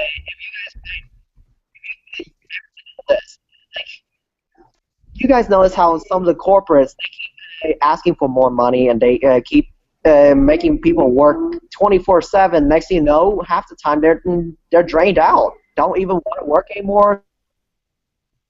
Some of them even quit. It just doesn't make any sense.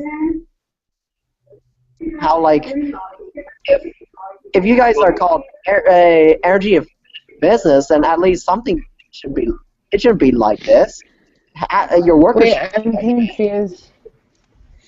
I'm confused. Like, what's at the core of what you're saying? Well, some energy form of exchanges in business. That means like learning how to. Yeah, like did you? I bet some of you guys. A perfect example that I can think of that is just absolutely awesome is John Bon Jovi. He created a restaurant. And what you do is you go in there and you eat, and you pay what you can afford. If you don't have any money, then you can offer your services like doing the dishes or cooking for an hour or what have you. And there's always some sort of an exchange. But it's basically, and the restaurant is thriving because there's people that go in there, and there's people who take pride in what they're doing because they're not working for a paycheck. They're working as a gratitude, and they're helping people out. Yeah, they're helping people out. Awesome. No, it's helping other people because it helps. Oh my God! Exactly. But did you realize how much more? I'd like to do it like companies something become like that. Good. Like, did you guys realize how much a business has grown when they They're not waiting on a exchange paycheck. of goodness, right? Uh-huh. Waiting on a paycheck.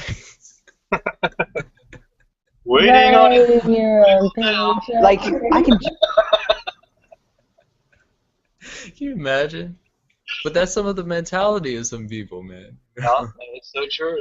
And I understand Like, some did you- people need it or believe they need it, but you know. Well, yeah, but that's the system, you know, Same and that's thing, one Michael. thing I think Bon Jovi did, is he thought outside the box and is trying a different system, and it's working. Mm. Because Yeah, I'm saying and that's exactly. to me. In fact, there's That's so to many- me honest. That's the honest truth with me. Is like the gratitude really means so much more than the money, and Right. it's like I almost feel it's weird. I feel weird charging people because it's just I don't know if in previous lifetimes like we just felt like we just should not do this Well, I or think whatever. I have something to say. it's down to paying what you Good, can, Bonnie. you know. Wait, I want to hear what Tony And was then, saying. like for example, with this mystery school, I necessarily can't put no monetary into it, but I can help you with the classes, you know, or teach one of the classes if you want, you know, to help you out and assist you with it. Aha. So of course, Well, you maybe may we'll I have you think on it's next week really then. fun to play with like creative exchanges. I also there's like in Reiki, like at first when I first started Reiki, I was like, why does there have to be an energy exchange? Like, what's up? Why can't they just give out this energy? It's love energy, you know, what's the deal here? And well, there's a story about why, and it has to do with Usei, who started Reiki in the 1800s. And anyway, but the other reason, I'll let you guys go read the story on that if you want to, his Reiki story. But the other reason is that when you give someone a Reiki session and they do not contribute something to you, it's basic reciprocity. Like when we give something to someone, someone is going to want to give something back to you. That's how humans work. It's reciprocity. Right. But Yeah. if I just give someone a Reiki session and they don't give me something, there's going to be a feeling of guilt that they're going to hold, and it's going to disrupt the flow of energy because they're not going to be they're going to be feeling guilt, and then they're going to associate that guilt with the energy. So by giving something, by having an energy exchange, and the amount of the energy exchange is different. It can be different. It's up to the practitioner and the student to come to. But by giving that energy exchange, you're able to avoid leaving the person receiving Reiki with the guilt feeling, and so therefore they're able to actually receive it instead of putting up a block against receiving it because they feel guilty, like they haven't given something back to the practitioner. So if you just establish that energy exchange from the beginning and just here, money, car washing. Dude, I did an energy exchange. I did a Reiki. I don't know. I did an angel card reading for someone. Like, Andy. What you say? It's like really good. I'm not joking. Michael can do. Andy. You guys, I don't know if you guys would believe this, but like, when you brought up about energy exchange, like, you did mention about intention in there. How much do you guys voluntarily put your intention into what you guys are doing? What if there's an exchange where instead of using money as an exchange, you make your clients instead volunteer to like do what they enjoy doing, you guys keep a log to see like, oh, okay, we learn things for this amount of time, this amount of it. So like a pay it full return. So how many 11. converted into how many dollars, and you can use. Andy, you're totally breaking up. I actually cannot. I'm trying to hear you, 11. but it's just so in and out. Hang on, it's 11:11. I gotta So make like my that's wish. the thing. Like, did you realize that? Oh, okay. Well, Now there's that is still what we an call. important essence of the energy exchange, though. Like the practitioner is getting something for what they're doing, which, you know, also the practitioners, like Tony was saying, aside from the guilt thing, like the practitioners have had to go through like a certain amount of training in order to be able to do what they're doing, and that training all costed money. Like I've paid a lot of money for all of my Reiki training, and Yeah, Yes, she Bonnie, I know has. it is expensive. and I also like. But like, what if? Hold on.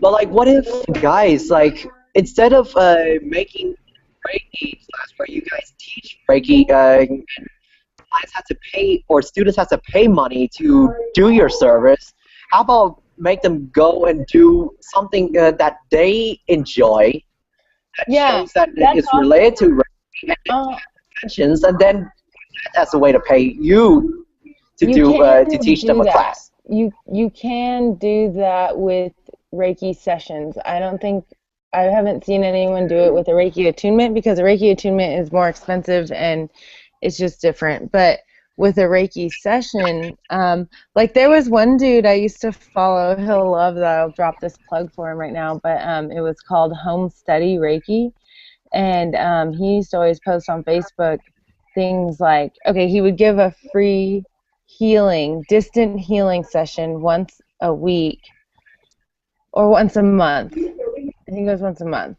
And but he would post things up on his status like, go feed a homeless person, and I'm doing a distant healing session for anyone who reads this post and goes and feeds a homeless person.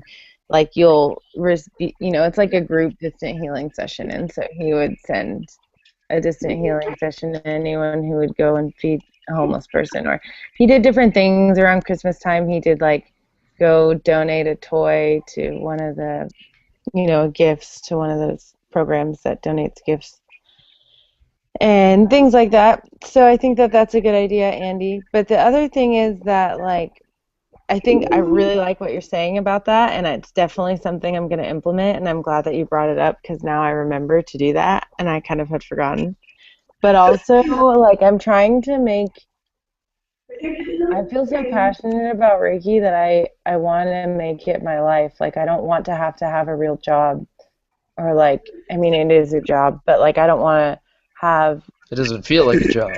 I don't want a job that's going to steal my soul so that I can't really do Reiki, and therefore I can't provide healing, and I can't provide people with knowledge that they need to go through the Reiki levels, like, and I can't do what I'm passionate about if I have another job. So I need to make money if this is what I'm going to do. If this is really my life's work, then I need to have a way to do it, because if I'm not making some kind of money at doing it, then I'm going to have to go do something else, because I am a human being, and unfortunately I live in a society where we have to have money to survive, and it sucks, and I don't like it. But I hear you. I'm not going to sell my soul. I would rather, give healings to people. And like, I'm not going to sell my soul in a corporate world anymore. You did that before? You, Deanna, some of the ideas we put out. Wait, what? Any ideas? Like about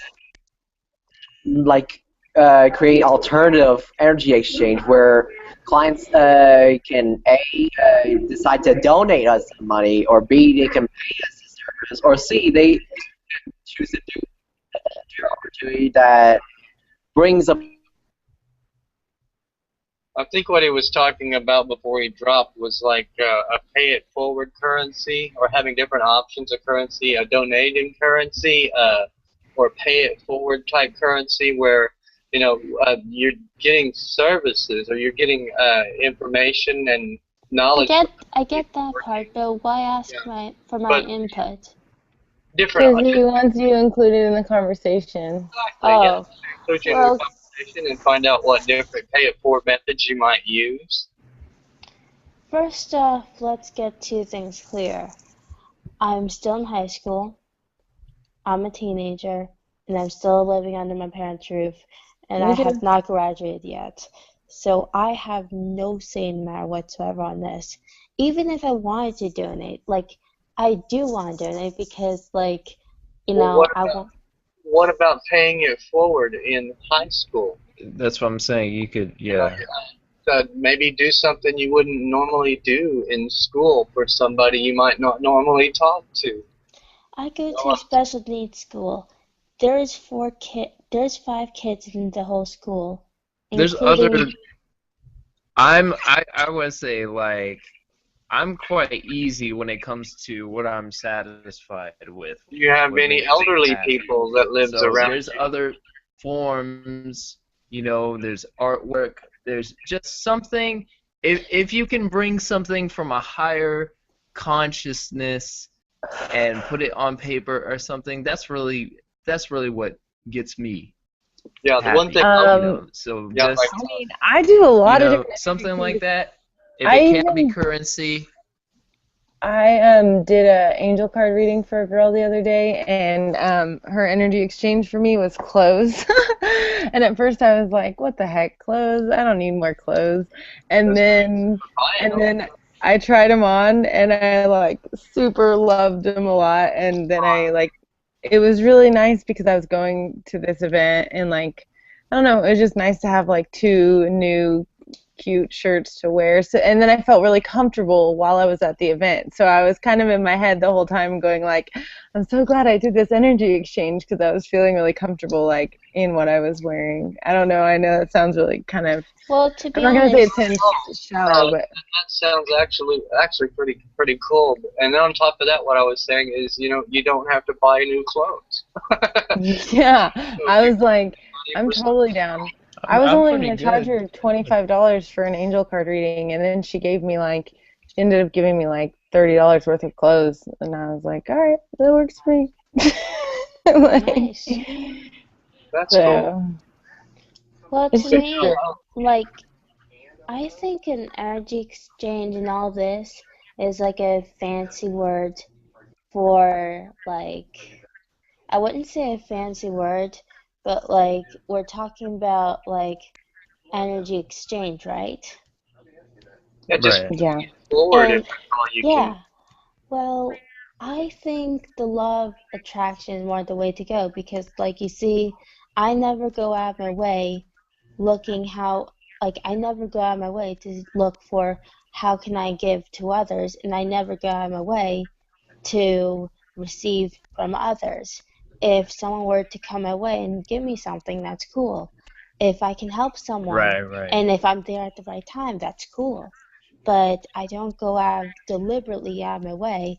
It just so happens that people cross my path, and when people cross my path and need help, of course I'll be happy to help them.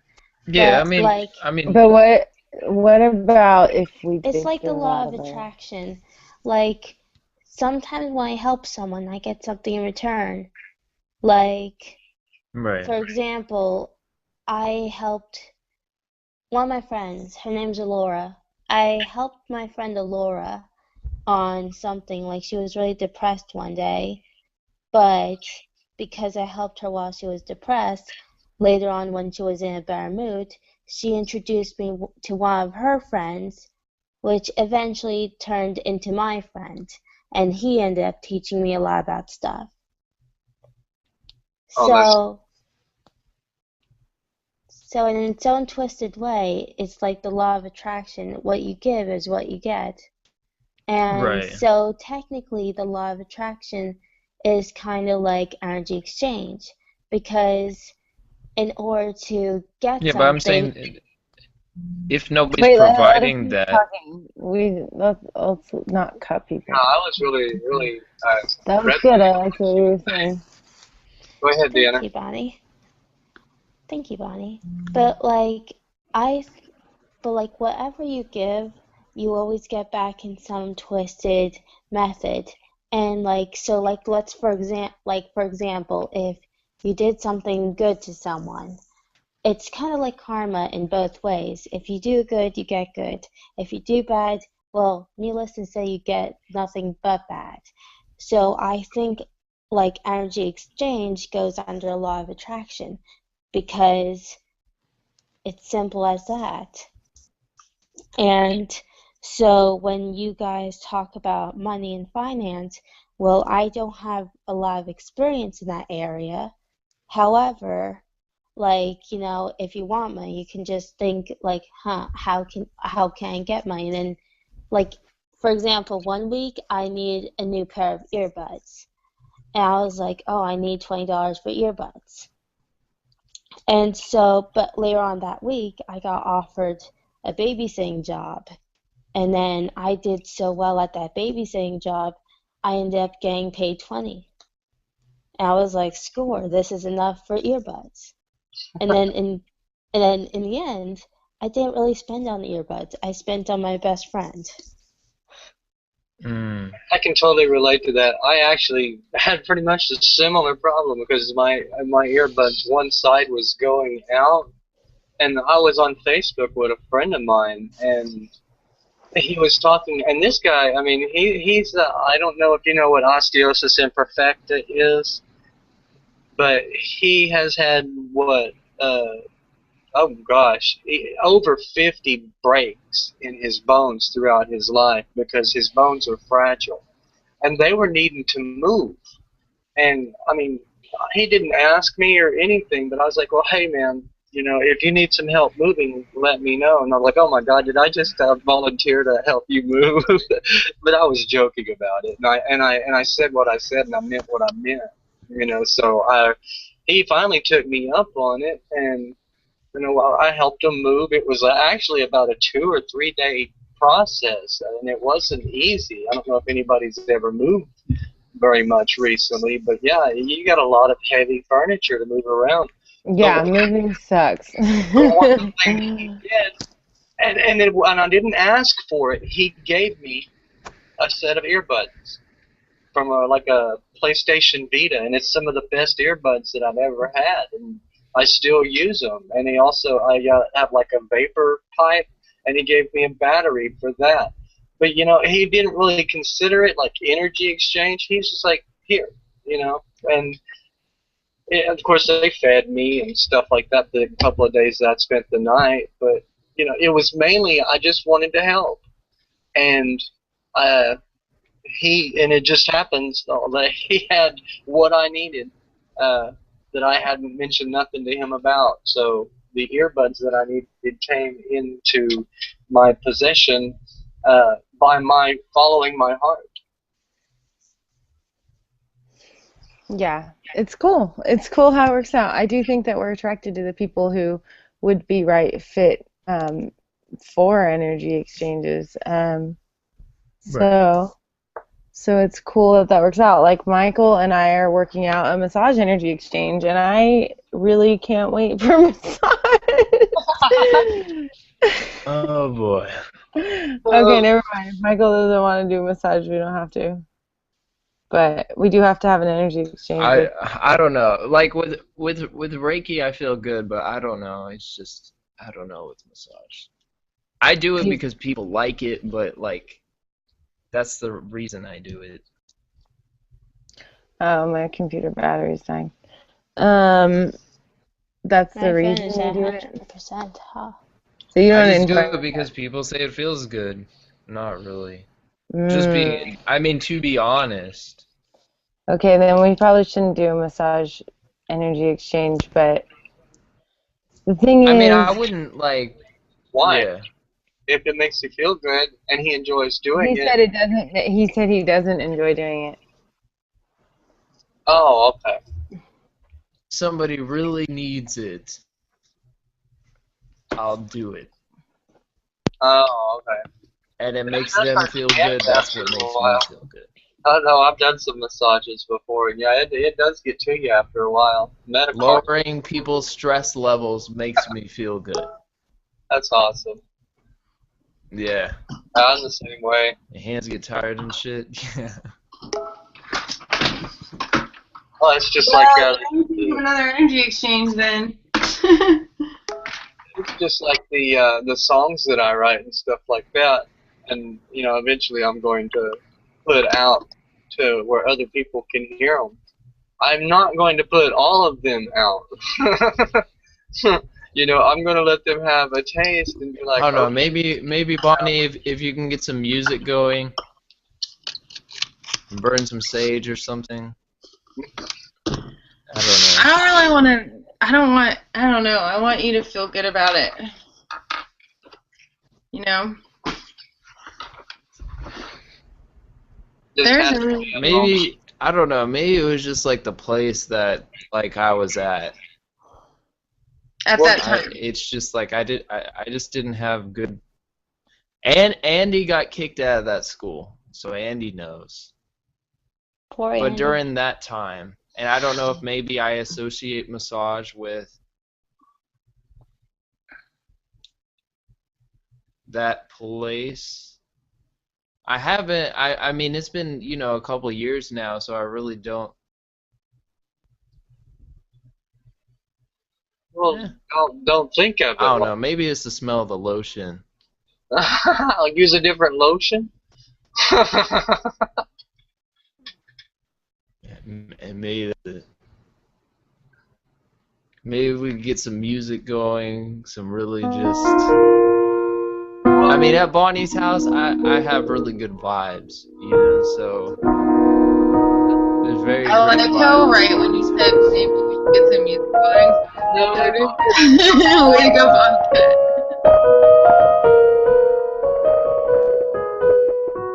That's really cool. Who's playing that? Oh, yeah, what's your real name again? Playing a song.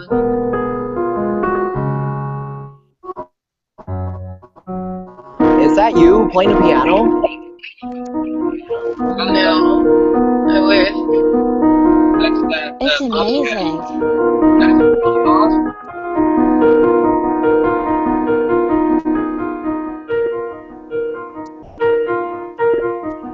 Alright, This is very peaceful. I'll give you the energy exchange. Okay, you just want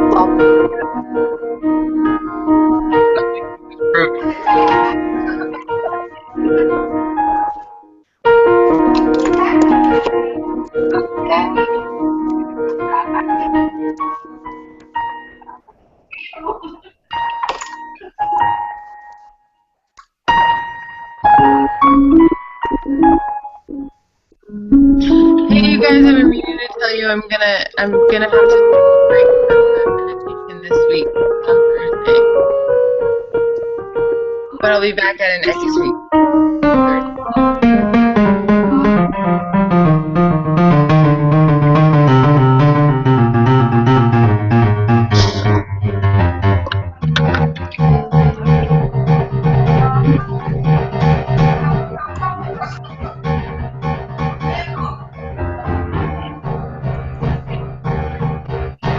That is seriously some sexy piano going on. Yeah, I guess